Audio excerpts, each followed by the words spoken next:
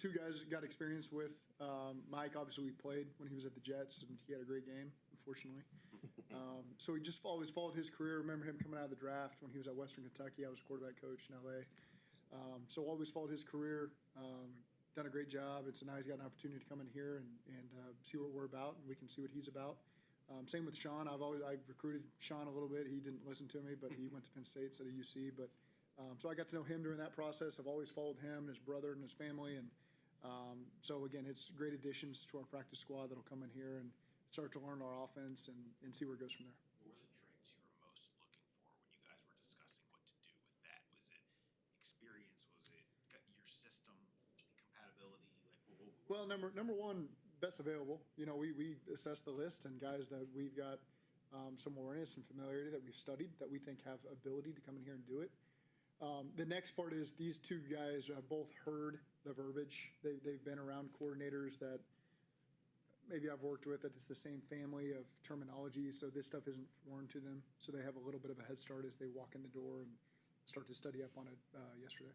As you guys move forward with Jake, when you look at it from the perspective of your offensive coaching staff, you included, what is this week in terms for you guys? Because the situation just changed. You're coming up with a plan, and kind of what are the last couple of days like as you set up the plan and the offense going forward? Not much different than we normally go through. You still go through your process.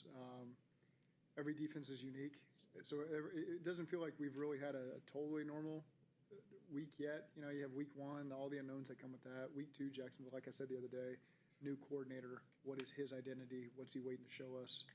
Minnesota has always been a very unique defense. It's not no one else really runs what Minnesota runs on defense, so that's very unique. So again, every week's been a little bit unique for us. We just follow the process we always follow, the same timing, same conversations. Now Jake's just a bigger part of that, as Joe used to be.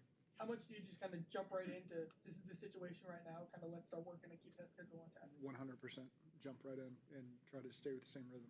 And then from the head coach perspective too, in terms of messaging to the team or setting a certain tone on the team, how much is that something you think of this week and kind of what's that? Yeah, I haven't felt the need to do that because just the energy at 2-0 and how these guys have what have they done for us to very difficult games that some teams don't win. We found a way to win 2-0.